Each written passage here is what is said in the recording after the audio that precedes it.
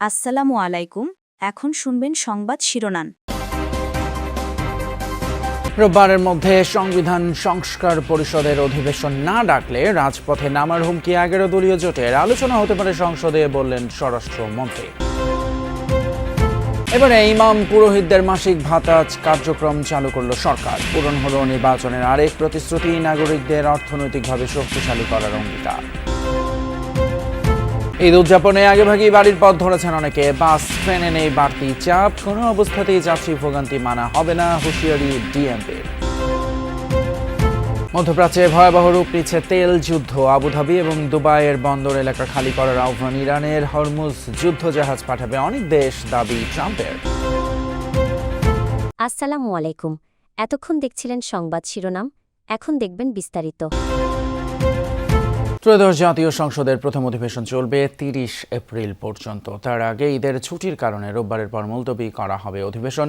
আবারও শুরু হবে 29 মার্চ থেকে। শনিবার জাতীয় সংসদে অনুষ্ঠিত কার্য উপদেষ্টা কমিটির প্রথম বৈঠকে এসব সিদ্ধান্ত নেওয়া হয়।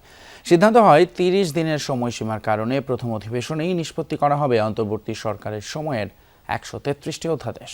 সংসদ পরিচালনায় ত্রয়োদশ জাতীয় সংসদের প্রথম অধিবেশনের প্রথম দিনেই গঠন করা হয়েছিল 15 সদস্যের কার্য উপদেষ্টা কমিটি। শনিবার জাতীয় সংসদ ভবনের ক্যাবিনেট কক্ষে স্পিকার হাফিজ উদ্দিন আহমেদের সভাপতিত্বে কমিটির প্রথম বৈঠক অনুষ্ঠিত হয়। এতে অংশ নেন প্রধানমন্ত্রী তারেক রহমান, বিরোধী দলীয় নেতা শফিকুর রহমান সহ অন্যান্য সদস্যরা। বৈঠকে আগামীকাল রোববার অধিবেশন মুলতবির সিদ্ধান্ত হয়। ঈদের পর 29 মার্চ থেকে আবারও বসবে সংসদ।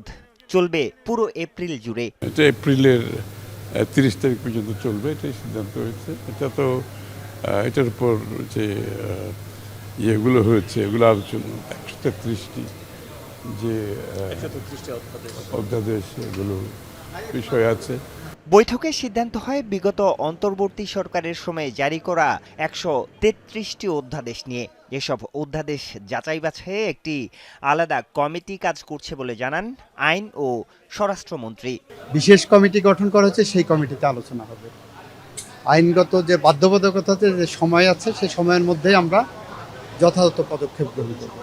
এগুলো বিশেষ কমিটিতে যাবে। এটা কালকেই প্রস্তাব উত্থাপিত হবে, ল মিনিস্টার উত্থাপন করবেন। তারপরে বিশেষ কমিটিতে এগুলো আলাপ আলোচনার পরে রিপোর্ট আকারে সংসদে পেশ করা হবে, এটাই নিয়ম। বৈঠকে সিদ্ধান্ত হয় রাষ্ট্রপতির ভাষণের উপর আলোচনা হবে 50 ঘন্টা। এ আলোচনায় অংশ নিলেও ধন্যবাদ জানাবে না বিরোধী দল, জানান হুইপ নাহিদ ইসলাম। কোন কারণে ওয়াকআউট করেছিলাম, কোন কারণে আমরা মনে করেছিলাম যে রাষ্ট্রপতি বক্তব্য দেওয়া অনুচিত এই সংসদে, তো সেই আমাদের আমরা ধন্যবাদ দিব না, আমরা আমাদের বক্তব্যটা বলবো। দেশের প্রায় 6000 উপাসনালয়ের ধর্মীয় নেতৃবৃন্দকে মাসিক ভাতা দেওয়ার কার্যক্রম শুরু করেছেন প্রধানমন্ত্রী তারেক রহমান। পাইলট প্রকল্প উদ্বোধনের পর তিনি বলেন, নাগরিকদের অর্থনৈতিকভাবে স্বাবলম্বী করতেই চালু হচ্ছে এসব সেবা। জানান, ভোটের কালি নখ থেকে মোছার আগেই প্রতিশ্রুতি বাস্তবায়ন শুরু করেছে সরকার। সম্মানী গ্রহণ করছেন হুসাইন আহমেদ আব্দুল্লাহ ইমাম। এরপর আসবেন দায়িত্ব নেয়ার 1 মাসের মধ্যে এবার ইমাম, মুয়াজ্জিন, পুরোহিত, বিহারের অধ্যক্ষ ও যাজকদের জন্য মাসিক ভাতার ব্যবস্থা করেছে সরকার। সকালে রাজধানীর ওসমানী মিলনায়তনে পরীক্ষামূলক এই কার্যক্রমের উদ্বোধন করেন প্রধানমন্ত্রী তারেক রহমান। এরপরেই মোবাইল ব্যাংকিংয়ের মাধ্যমে ভাতা পৌঁছে যায় ধর্মীয় নেতৃবৃন্দের কাছে। সরকারি সহযোগিতা পেয়ে আবেগ আপ্লুত তারা। এ সম্মান শুধু আমার নিজের জন্যই নয়, এ সম্মান সমগ্র ইমামদের জন্যই বয়ে আনবে। আমি অত্যন্ত আনন্দিত। বর্তমান সরকারের এ ধরনের ভাতা প্রদান কার্যক্রম মাননীয় প্রধানমন্ত্রী যুগান্তকারী সিদ্ধান্ত। সরকারের ভাতা প্রদান কার্যক্রম সত্যি প্রশংসনীয়। পাইলট প্রকল্পে ভাতা পান 4908টি মসজিদের ইমাম, মুয়াজ্জিন ও খাদেম। একই সাথে 990টি মন্দিরের পুরোহিত, সেবায়েত, 144টি বৌদ্ধ মন্দিরের অধ্যক্ষ, উপাধ্যক্ষ। এই প্রকল্পের আওতায় প্রতিটি মসজিদের জন্য 10,000 টাকা নির্ধারণ করা হয়েছে। এর মধ্যে থেকে ইমাম 5,000, মুয়াজ্জিন 3,000 ও খাদেম 2,000 টাকা করে পাবেন। বাকি উপাসনালয়ের জন্য থাকছে 8,000 টাকা, যা থেকে পুরোহিত বা অধ্যক্ষ 5,000 ও সহকারী পাবেন 3,000 টাকা। এছাড়া ধর্মীয় উৎসবে বোনাস দেওয়া হবে 2,000 টাকা। 396টি গির্জার যাজক সহকারীদের জন্য সম্মানী রাখা হলেও খ্রিস্টান সম্প্রদায়ের ক্যাথলিক ধারার অনুসারী যাজকরা ভাতা নিতে ধর্মীয় বিধিনিষেধের কথা জানান। চার্চের আইন ক্যাথলিকদের ক্যানন ল অনুসারে পুরোহিতদের ব্যক্তিগতভাবে রাষ্ট্রীয় ভাতা গ্রহণের বিষয়ে কিছু বিধিনিষেধ রয়েছে। ঈদ উল ফিতরের বাকি মাত্র কয়েকটা দিন, বাড়তি চাপ এড়াতে আগেভাগে রাজধানী ছাড়তে শুরু করেছেন নগরবাসী। বলছেন ভোগান্তি এড়িয়ে স্বস্তির যাত্রার জন্য এই সিদ্ধান্ত। এদিকে রাজধানীর গাবতলী বাস টার্মিনালে ভিন্ন চিত্র। রমজান শেষ হয়ে এলেও যাত্রীদের তেমন চাপ লক্ষ্য করা যাচ্ছে না। এক সপ্তাহ বাকি নেই ঈদের।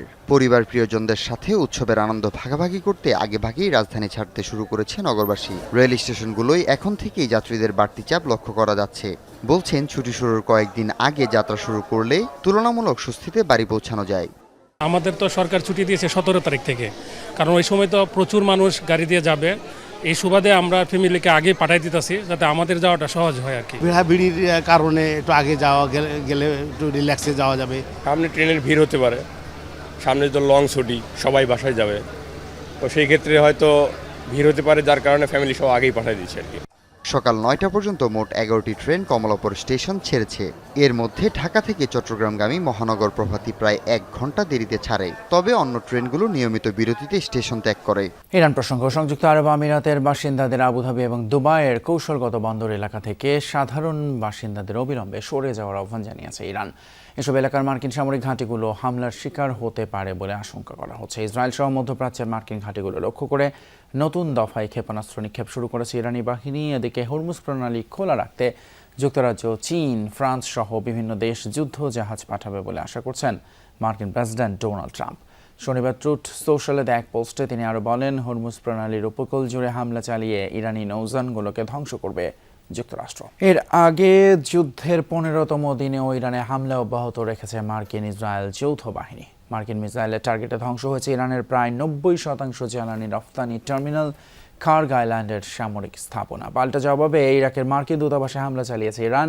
ক্ষেপণাস্ত্র অভিযান চালিয়েছে ইসরায়েলের রাজধানী সহ বেশ কিছু এলাকায়। বাংলাদেশের এভিয়েশন এবং পর্যটন খাতে গুরুত্বপূর্ণ অবদানের স্বীকৃতি হিসেবে ATJFB aviator women's icon award 2026 পেয়েছেন 10 জন নারী। এভিয়েশন এবং পর্যটন খাতের সাংবাদিকদের সংগঠন এভিয়েশন ও tourism journalist forum of Bangladesh ATJFB আয়োজনে এবার ছিল অ্যাওয়ার্ড অনুষ্ঠানের তৃতীয় আসর।